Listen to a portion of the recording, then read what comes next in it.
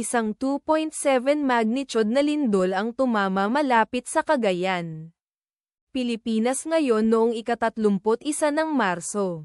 2026 sa 53 minuto pasado alas 10 lokal na oras. O noong ika-31 ng Marso.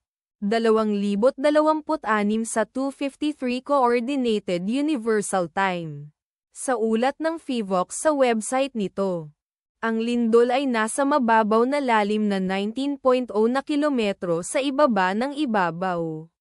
Sa mga coordinate latitude 17.98 at longitude 121.7.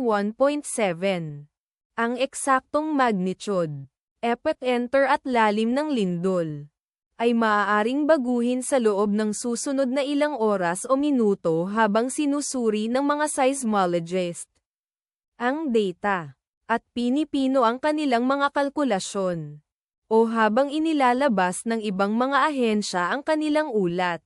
Kabilang sa mga bayan o lungsod na malapit sa sentro ng lindol ang Baggao, Cagayan, na matatagpuan 9 kilometers, o humigit kumulang 5.59 milya mula sa epicenter.